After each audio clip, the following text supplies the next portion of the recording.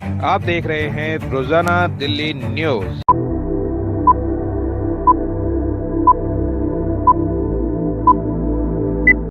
नई दिल्ली, मैं दीपक खुलवे, रोजाना दिल्ली न्यूज से।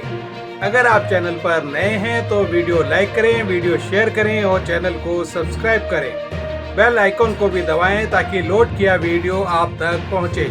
अपने इलाके की न्यूज चैनल पर दिखाने के लिए 9999306595 पर अपना वीडियो संदेश के साथ भेजें। धन्यवाद।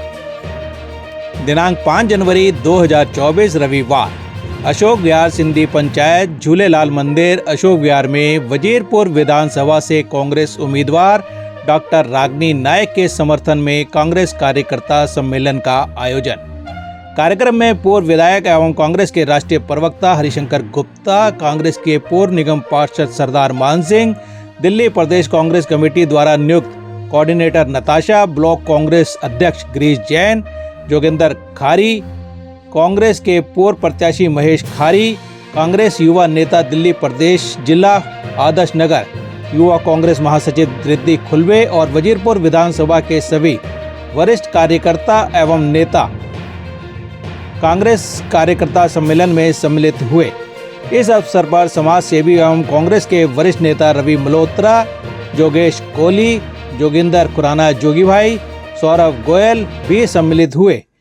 कांग्रेस कार्यकर्ता सम्मेलन में वजीरपुर विधानसभा के हर ब्लॉक से कार्यकर्ता सम्मिलित हुए और कांग्रेस कार्यकर्ताओं में काफ़ी जोश नजर आया। इस अवसर पर वजीरपुर विधानसभा से उम्मीदवार रागिनी नायक एवं वरिष्ठ नेताओं का स्वागत फूल माला पहनाकर किया गया। रागिनी नायक ने भी कार्यकर्ता सम्मेलन में युवा नेता रिद्धि खुलवे का माला पहनाकर स्वागत किया। कार्यकर्ता सम्मेलन की शुरुआत में डॉक्टर रागिनी नायक, पूर्व विधायक एवं कांग्रेस राष्ट्रीय प्रवक्ता हरिशंकर गुप्ता, कांग्रेस कार्यकर्ता सम्मेलन में आए हुए नेता और कार्यकर्ताओं ने दिल्ली की पूर्व मुख्यमंत्री शीला दीक्षित, पूर्व प्रधानमंत्री डॉक्टर मनमोहन सिंह और दीपचंद बंधु को पुष्प चढ़ाकर श्रद्धांजलि अर्पित की। कांग्रेस कार्यकर्ता सम्मेलन में कार्यक्रम का संचालन अशोक बसोया ने किया। सभी अतिथिगण व वरिष्ठ नेतागण और सभी आए हुए लोगों को मेरा नमस्कार व नववर्ष की हार्दिक शुभकामनाएं। मैं रिद्धि खुलवे दिल्ली प्रदेश युवा कांग्रेस से आदर्श नगर जिले की महासचिव हूँ और पूर्व में NSCI की उपाध्यक्ष रह चुकी हूँ। रागिनी जी को इतना बड़ा मौका दिया कांग्रेस पार्टी ने प्रतिनिधित्व करने का। मैं चाहती हूँ कि हम सब उनके साथ मिलकर खड़े रहें। हमारी यूथ की टीम व NSCI की टीम उनके साथ मिलकर खड़ी रहेगी एंड मैं चाहती हूँ कि आप भी उनको पूरा सपोर्ट दें। धन्यवाद। बहुत बहुत धन्यवाद खुलवे जी। अब जो मान सिंह जी नारा लगा है क्योंकि थोड़ी कांग्रेस पार्टी जिंदाबाद, कांग्रेस पार्टी जिंदाबाद। आज की सभा में उपस्थित वजीरपुर विधानसभा क्षेत्र से विधायक रहे हरिशंकर गुप्ता जी, जिनके स्वागत में मैं ये पंक्तियां कहना चाहती हूँ कि कलम न हो तो लहू तर्जुमा नहीं होता। ये बड़ी बड़ी क्रांतियां हो जाएं, बड़े बड़े इतिहास की कोई घटनाएं हो जाएं, अगर कोई लिखने वाला ना हो तो पता कैसे चले। तो कलम न हो तो लहू तर्जुमा नहीं होता, इस दौर में आंसू जुबा नहीं होता, और जहां जाएगा वही रोशनी फैलाएगा, किसी चिराग का अपना मकान नहीं होता। तो हरिशंकर गुप्ता जी चाहे दिल्ली विश्वविद्यालय छात्र संघ, जिसे हम टूसू कहते हैं, उसके अध्यक्ष रहे हों। अब मानिए आपको पहले एक अध्यक्ष मिले और दूसरे अध्यक्ष मिले, हाँ, तो हम दोनों लोग टूसू के अध्यक्ष रहे। तो चाहे वो दिल्ली विश्वविद्यालय छात्र संघ के अध्यक्ष रहे, चाहे दिल्ली प्रदेश कांग्रेस कमेटी के सैकड़ों काम, सैकड़ों प्रोजेक्ट, सैकड़ों योजनाओं में आज भी जो वो जाने की बात कह रहे थे, तो जो पब्लिसिटी कमेटी है इस चुनाव की, जिसको ये एनसीडी के साइट्स और कहां प्रचार होना चाहिए, वो पूरा काम निर्धारित हरिशंकर गुप्ता जी कर रहे हैं, जिसके लिए जाने की उनको थोड़ी जल्दी भी है। चाहे प्रदेश कांग्रेस कमेटी का कोई काम हो, चाहे वजीरपुर विधानसभा को अपने हाथ से बनाने, संवारने और चमकाने की बात हो, मैं समझती हूँ कि अगर किसी एक व्यक्ति का नाम जहन में आता है तो वो हरिशंकर गुप्ता जी। एक बार जोरदार तालियां। और आज कांग्रेस मंच पर ऐसी ऐसी शख्सियत विराजमान है कि मैं सभी के बारे में अगर बोलूं तो ये जो सूरज आज धूप अच्छी निकली है, ये सूर्यास्त तक मैं सिर्फ परिचय ही देती रह जाऊंगी। मान सिंह जी हमारे साथ में बैठे हैं। तो भाई मान सिंह जी की जब चुनाव जीते तो हम NSUI में थे और तब कहते थे महेंद्र नागपाल को एक ऑटो वाले ने हरा दिया, एक बड़ा इतिहास रचा है। इतना बड़ा कांग्रेस के लिए परचम लहराने का काम उन्होंने किया। बाला आंटी बैठी है यहाँ पर। बाला आंटी जो पूरी तरह से सक्रिय थी तो पूरा प्रशासन ऐसे थर-थर कांपता था इनके आगे, पर आज भी उनकी वैसी शख्सियत बरकरार है। और आप आंटी यहाँ पर आई हमारे साथ में, बहुत इस बात का फख्र है, बहुत गर्व है। जहां जहां मैं प्रचार के लिए जाती हूँ, यदि पूरी विधानसभा में एक व्यक्ति ऐसा है जिसका नाम हर वर्ग का व्यक्ति ले रहा है, वो चाहे झुग्गी बस्ती में रहने वाला आदमी हो, चाहे DDA के फ्लैट में रहने वाला आदमी हो, चाहे कोठी में रहने वाला आदमी हो, तो वो व्यक्ति दीपचंद बंधु जी हैं भाभी। और बहुत मुझे ये आज मेरे लिए सम्मान की बात है कि आप यहाँ आई हैं, आपकी बेटी भी आई है। अब मैं बताना चाहती हूँ कि वजीरपुर इंडस्ट्रियल एरिया में मछली बाजार जो है वहां पर मैं पदयात्रा कर रही थी, तो एक महिला ने मेरा हाथ पकड़ लिया और उन्होंने मुझसे कहा कि मेरा सगा बाप मुझे धोखा दे सकता था, दीपचंद बंधु नहीं दे सकता था। ये कांग्रेस की विरासत है, ये कांग्रेस का नेतृत्व है और ये कांग्रेस की पहचान है। भाई हम तो उस वक्त चुनावी सियासत में थे नहीं जब दीपचंद बंधु जी यहाँ से प्रतिनिधित्व करते थे, पर ये कहते हैं कि जब तारीफ आदमी की पीठ सुनती हो ना तो वो असली तारीफ होती है। मुंह पर तो तारीफ करने वाले आपको बहुत मिल जाएंगे। रतन जैन जी बैठे, प्रोफेसर हैं, इसलिए उन्होंने इतनी साफगोई के साथ ये कहा कि मैं लक्ष्मीबाई कॉलेज में पढ़ाती रही। और मैं बताना चाहती हूँ, मैंने अभी कहा हरिशंकर जी से कि आपने क्यों बोला, तो ऐसा है कि दिल्ली में उस वक्त हमारी सरकार थी, देश में भी हमारी सरकार थी, लेकिन जैसे ये भाजपा ही करते हैं ना कि कोई मेरिट की काबिलियत की जरूरत नहीं है, बस अपने लोग हैं, भरते जाओ भरते जाओ भरते जाओ। हमारे समय पर पूरे अच्छे बाकायदा इंटरव्यू होते थे, सिलेक्शन होता था, मेरिटोरियस कितना है व्यक्ति देखा जाता था, फिर नौकरी मिलती थी और अच्छे अच्छे काबिल लोगों को नौकरी मिली। यहाँ पर कॉलेज में इंटरव्यू से पहले मैं गई हरिशंकर गुप्ता जी के पास और मैंने कहा एक फोन आपका जाना चाहिए। तो ये है कि मेरे पास डिग्री है, सब चीजें हैं, पर आपके फोन से बहुत सहायता होगी। और 1 मिनट नहीं लगाया। हरिशंकर जी की ये खासियत रही कि वो पावर में रहे हो ना रहे हो, कुर्सी पर बैठे हो ना बैठे हो, मदद करने में किसी की कभी नहीं झिझकते थे। और ये इनके सामने ही नहीं बोल रही हूँ, ये तारीफ उनकी पीठ भी सुनती है। और नताशा मेरी दोस्त है, मेरी बहन है, महिला कांग्रेस का पूरा राष्ट्रीय स्तर पर सोशल मीडिया संभालती हैं। और यहाँ पर वजीरपुर विधानसभा का दिल्ली प्रदेश कांग्रेस कमेटी ने, देवेंद्र भाई साहब ने इनको कोऑर्डिनेटर बनाकर भेजा है। एक बार इनके लिए भी जोरदार तालियां हो जाए। के रहता है वो पाँव में जिसके ताकत वो चल के रहता है, दुश्मन लाख गिराए संभल के रहता है, और जिस चिराग में शिद्दत लौ बढ़ाने की हवाएं लाख बुझाएं वो जल के रहता है, वो जल के रहता है। तो यहाँ पर कांग्रेस के कार्यकर्ताओं के लिए बहुत सारी उपमाएं दी गई। रीढ़ की हड्डी है, हमारी ताकत है, हमारी शक्ति है। मैं समझती हूं कि आज जितने भी लोग इस सभा में बैठे हैं जो अपने आप को कांग्रेसी कह रहे हैं, सबसे पहले तो उनकी प्रतिबद्धता को, उनकी निष्ठा को मैं प्रणाम करती हूं, क्योंकि कांग्रेस के सबसे कठिन दौर में भी आप सभी लोग अंगद की तरह पैर जमाकर कांग्रेस का परचम लहराते रहे। तो एक बार मैं चाहती हूं कि अपने लिए जोरदार ताली बजाएं और मेरे साथ एक बार नारा लगाएं, Congress party, Congress party, Congress party, आवाज दो, आवाज दो। साथियों, ये 2 या 3 राजनीतिक दलों के बीच की लड़ाई या जंग नहीं है। ये दिल्ली को, वजीरपुर को और अपने अस्तित्व को बचाने और बढ़ाने की लड़ाई। मुझे लगता है कि विकास का काम दिल्ली में अगर कहीं पर हुआ है, अगर किसी ने किया है, तो वो सिर्फ और सिर्फ कांग्रेस पार्टी ने किया है। और ये बात हमें भूलनी नहीं चाहिए। आज फिर से शीला दीक्षित जी की बात आ रही है, क्योंकि लोग समझ रहे हैं कि झाड़ू ने झांसा देने के अलावा कुछ नहीं किया, और जो कमल का फूल है वो सबसे बड़ी भूल है। इसीलिए जहां जहां मैं जा रही हूं, बार बार लोग ये कह रहे हैं कि वक्त है बदलाव का और हाथ बदलेगा हालात, यानी कि हवा का रुख बदल गया है। हम कहीं भी जाएं तो ये मानकर और समझकर जाएं, हम ये मानकर और समझकर जाएं कि ना आम आदमी पार्टी ना भारतीय जनता पार्टी, दिल्ली की जनता, वजीरपुर की जनता वापस कांग्रेस की तरफ बहुत उम्मीद के साथ, बहुत विश्वास के साथ और बहुत भरोसे के साथ भी देख रही है। शीला दीक्षित जी 15 साल दिल्ली की मुख्यमंत्री रही, 6 साल अटल बिहारी वाजपेयी जी की सरकार थी। एक बार भी हमने एलजी का नाम नहीं सुना। सुना किसी ने नाम?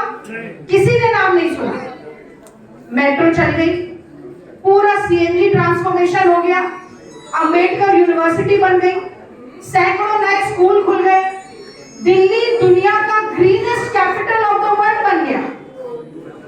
सैकड़ों फुटओवर, फ्लाईओवर, अंडरपास, इतने ब्रिजेस, पुल सब बन गए, क्योंकि कहते हैं कि जहां चाह है वहां राह है।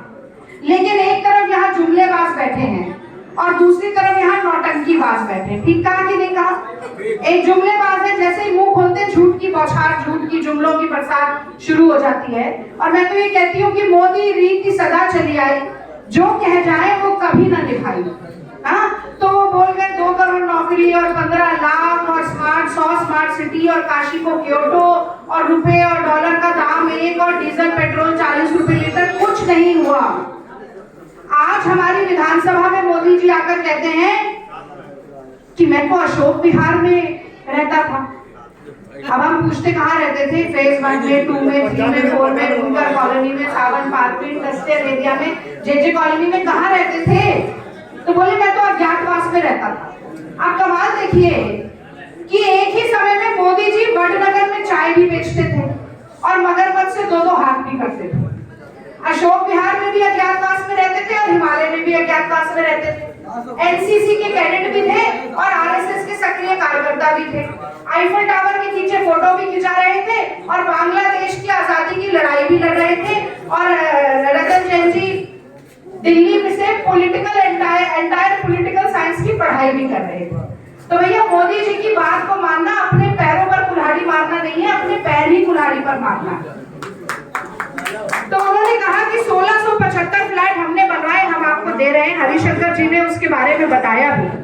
सच्चाई ये है कि 15 फरवरी 2009 जब केंद्र में कांग्रेस की सरकार थी, ये बताना बहुत जरूरी है, खासतौर से जो जेलरवाला बाग से हमारे साथी आए हैं उनके लिए, कि 15 फरवरी 2009 जब कांग्रेस की सरकार देश में भी थी और दिल्ली में भी थी, अजय माकन जी अर्बन डेवलपमेंट मिनिस्टर थे।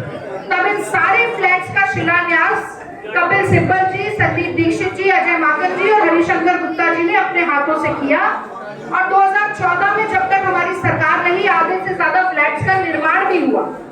आज अपने गाल बजाने के लिए, श्रेय लेने के लिए मोदी जी ने चाबी जरूर हाथ में दे दी हो, पर सच्चाई यही है कि दूसरे की लकीर मिटाने से कभी अपनी लकीर ऊंची नहीं होती। एड़ियां उचकाने से कभी अपना कद नहीं बढ़ता। कद बढ़ाने के लिए बहुत मेहनत करनी पड़ती है, जनता के सपनों को साकार करना पड़ता है और एक लंबी संघर्ष की लड़ाई लड़नी पड़ती है। अब मैं दिल्ली के केजरीवाल सरकार की भी बात करना चाहती हूँ। देखिए, जब सफाई कर्मचारियों को तनख्वाह देने की बात आती है तो पैसा नहीं होता इनके पास, लेकिन अपने विधायकों की सैलरी ये 4 गुना बढ़ा देते हैं। पेंशन देने के लिए वृद्ध लोगों को, विधवाओं को इनके पास पैसा नहीं होता, लेकिन ये अपने शीश महल में 4 करोड़ के पर्दे जरूर लगवा लेते हैं।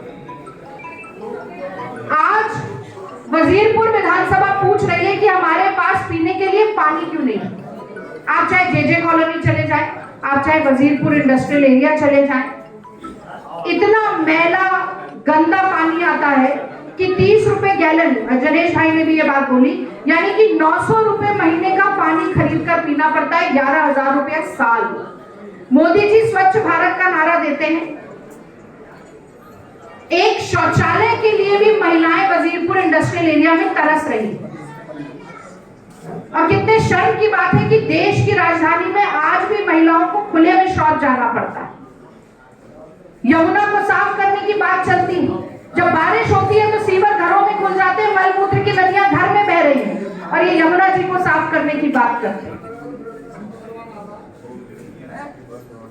चाहे छुट्टे जानवरों की समस्या हो, चाहे पार्किंग की समस्या हो, चाहे सड़क की समस्या हो, सीसीटीवी की समस्या हो, सुरक्षा की समस्या हो, ना तो यहाँ के सांसद ने और ना ही यहाँ के विधायक ने कोई काम किया और किसी की बात सुनी। अगर पिछले 10 साल में हालात नहीं बदले तो ये विधायक बदलने का समय है, ये जनता अच्छे से जानती है। आप सब लोग ये मैसेज आगे लेकर जरूर जाएं। और मैं एक बात, चूंकि मुझे लगता है कि अब सब खाने की तरफ भी अग्रसर होना चाहते हैं, तो मैं एक छोटी सी बात कहकर अपनी वाणी को विराम दूंगी कि ना तो मैं चुनावी राजनीति में नहीं हूं, ना ही इस क्षेत्र में नहीं हूं। मेरे विरोध में कुछ कहने के लिए दोनों दलों के पास कुछ है नहीं, इसीलिए इस तरह का भ्रम फैलाया जा रहा है। पर आप, चूंकि मैं अकेली तो 2 लाख लोगों तक नहीं पहुंच सकती, आप ही मेरी आवाज है, आप ही मेरे हाथ हैं, और मैं तो कहूंगी आप ही चुनाव की तारीख तक रागिनी नायक हैं, आप ही को रागिनी नायक बन के चुनाव लड़ना पड़ेगा। तो ये बात आप जरूर वहां पर जाकर कहें। हम लोग 10 साल से इसी विधानसभा में रह रहे हैं, पहले केशवपुरम में रहते थे, B2 में, अभी हम अशोक विहार में आईए ब्लॉक में रह रहे हैं। एक चुनाव मैंने 2013 में भी लड़ा था, जब झाड़ू चली दिल्ली में, और कहीं ना कहीं धोखे की राजनीति यहाँ पर शुरू हुई।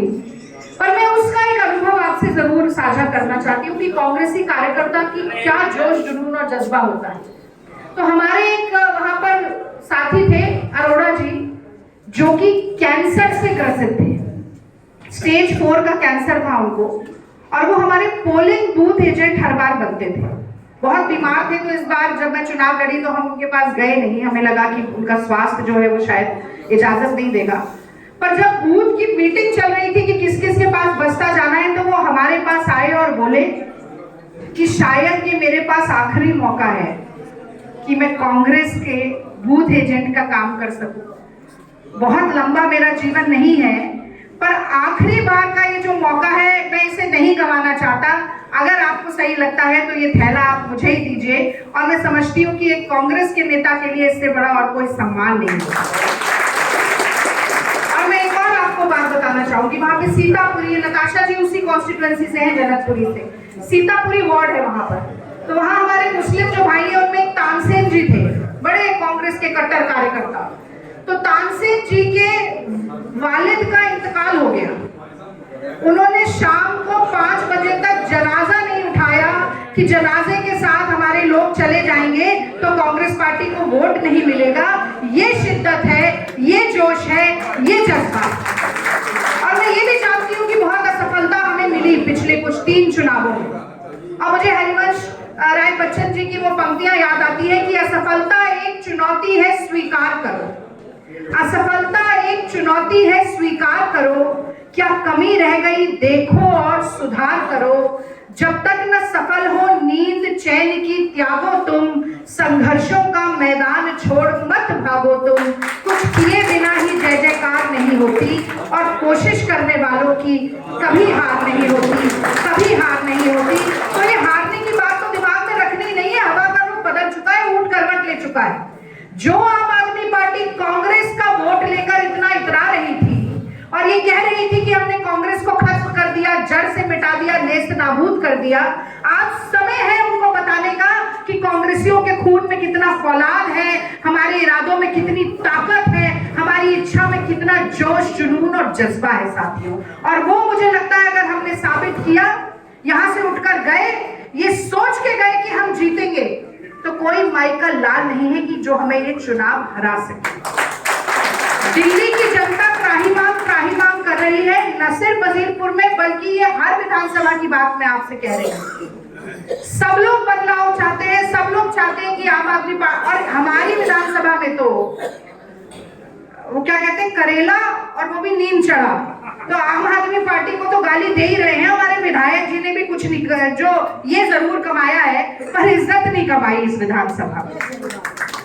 कहीं नहीं गए, किसी से मिले नहीं। आप जरूर अंतिम समय में कुछ बेंच और लाइट और ये सब लगाकर थोड़ा अपना कोर्स करेक्शन करना चाह रहे हैं, लेकिन आम आदमी पार्टी तीसरे नंबर पर है इस विधानसभा में। ये लड़ाई भाजपा और कांग्रेस के बीच में, और भूलिएगा मत 25 साल से भारतीय जनता पार्टी सत्ता से बाहर है, क्योंकि सांप्रदायिक नैरेटिव दिल्ली की जनता को, वजीरपुर की जनता को नहीं चाहिए। बटेंगे और कटेंगे की राजनीति नहीं चाहिए। जूते मारो सालों को, गोली मारो, ये सब हमें नहीं चाहिए। हम विकास चाहते हैं, हम प्यार चाहते हैं, हम बंधुत्व चाहते हैं। हम चाहते हैं कि एक होकर दिल्ली को, जैसे शीला दीक्षित जी ने अपने हाथों से बनाया और संवारा था, 15 साल में जो दिल्ली की रफ्तार विकास की आगे हुई थी, जिसे फिर मोदी और केजरीवाल के झगड़े ने 20 साल पीछे पहुंचा दिया है, वो एक बार फिर गति पकड़े, एक बार फिर पटरी पर आए और विकास की रफ्तार और ज्यादा तेजी के साथ चले। तो अब अंत में मैं बस यही कहना चाहती हूँ कि कोई मुख्यमंत्री बने, कोई प्रधानमंत्री बने, विधायक कैसा है ये जनता जानना चाहती है। एक बार आप जरूर जाके बोलिए कि 3 प्रत्याशी जो 3 पार्टियों ने खड़े किए हैं, जरा उनका एक बार कंपैरिजन करें, एक बार तुलना करें, देखें कि किसमें कितनी प्रतिभा है, कितना अनुभव है, कितना काम करने का जज्बा है। और मैं अपनी जीवनी में भी ये सारे पॉइंट जरूर लिखूंगी। और नताशा ने, मेरी बहन ने एक बात कही, यहाँ पर पुरुषों की संख्या ज्यादा है, फिर भी मैं ये कहूंगी कि मैं पहली महिला प्रत्याशी हूँ यहाँ से। और प्रभु ने ना कुछ कृपा की है। ये महिलाओं का स्वभाव ऐसा होता है कि पहले परिवार के बारे में सोचती है, फिर अपने बारे में सोचती है। घर में रोटी एक कम होगी तो खुद कम ले लेंगी, पहले सबको खिला देंगी। सब्जी कम होगी, अचार से खा लेंगी, सबका पेट पहले भरेगी। तो मुझे लगता है कि महिला अगर नेतृत्व करेगी तो पहले वजीरपुर की जनता के बारे में, कांग्रेस के कार्यकर्ताओं के बारे में सोचेगी, फिर अपनी बारी आएगी। और ये उलटबासी जो चलने का काम किया है वो खत्म होगा। जब हम जनतंत्र कहते हैं तो सबसे पहले जन आता है ना, जन यानी जनता, सारा तंत्र उसके बाद होता है। तो मैं ये जरूर कहूंगी कि हवा को फूलों से, हवा को फूलों से, फूलों को खुशबू से, खुशबू को बगिया से, बगिया को बादल से, बादल को बूंदों से, और मुझे कांग्रेस के सभी कार्यकर्ताओं से, पूरे परिवार से, वजीरपुर की जनता से बेहद मोहब्बत है, बेहद मोहब्बत है, बेहद मोहब्बत है। तो आप मेरी बात को आगे पहुंचाई। आज आप यहाँ पर आए, इतने धैर्य से मेरी बात सुनी, और ये समय तो अब मुझे लगता है लंच से भी आगे का हो गया है, पर इतने धैर्य से आप बैठे रहे, मैं आपकी बहुत आभारी हूँ। एक बार मुझे मौका दीजिए, ये 1 महीने का साथ मैं आपसे मांग रही हूँ, और इसके बदले में जितनी आपके कष्ट हैं, पीड़ा है, समस्याएं हैं, वो 5 साल तक वो भी आप मेरे नाम कर दीजिए। मैं ये जो अग्नि परीक्षा है इसमें खरा उतर के आपको दिखाऊंगी। कांग्रेस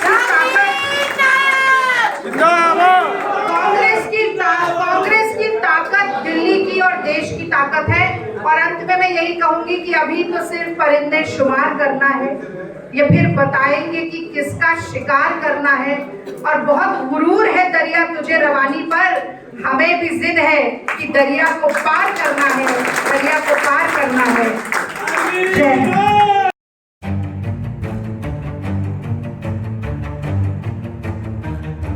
अगर आप चैनल पर नए हैं तो वीडियो लाइक करें, वीडियो शेयर करें और चैनल को सब्सक्राइब करें। बेल आइकॉन को भी दबाएं ताकि लोड किया वीडियो आप तक पहुंचे। अपने इलाके की न्यूज़ चैनल पर दिखाने के लिए 9999306595 पर अपना वीडियो संदेश के साथ भेजें। धन्यवाद।